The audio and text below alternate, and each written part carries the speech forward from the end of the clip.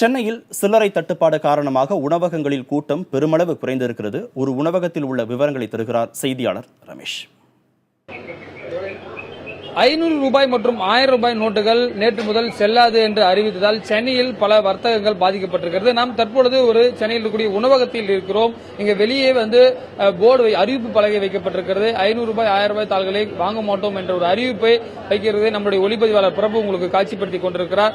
குறிப்பாக நம்ம உணவக முதலாளிகளிடம் பேசும்பொழுது குறிப்பாக அதிக அளவிலான டெபிட் மற்றும் கிரெடிட் கார்டுகளை மக்கள் அதிகம் பயன்படுத்துவதாக சொல்கிறார்கள்.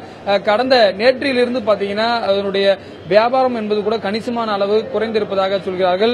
இந்த காலை 8 மணிக்கெல்லாம் பாத்தீங்கன்னா இந்த உணவகத்தில் அதிக அளவிலான மக்கள் உணவருந்து வருவார்கள் என்றும் தற்பொழுது அந்த உணவருந்தவர்களுடைய எண்ணிக்கை என்பது மிகவும் குறைந்ததாக சொல்லப்படுகிறது. நீங்களே அந்த காட்சிகளை கூட பார்க்கலாம்.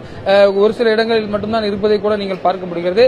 குறிப்பாக நம்ம வரவங்க கிட்ட பேசும்போது கூட அதாவது கடன் அட்டை மூலமாக தான் இங்க பணம் செலுத்துவதாக சொல்கிறார்கள்.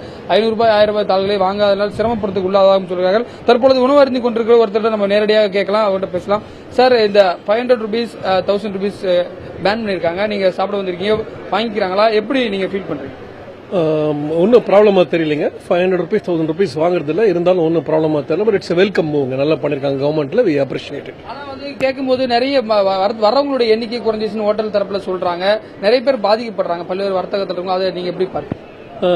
தெரியலீங்க. பட் இது மேபி அது கூட ரொம்ப டெம்பரரியா இருக்கலாம், ஒரு நாள் 2 நாள். ஒன்ஸ் பேங்க் ஓபன்ஸ் அவங்களுக்கு சேஞ்சஸ் கிடைக்க ஆரம்பிச்சோம், அப்புறம் ஈஸியா வர ஆரம்பிச்சிடும்.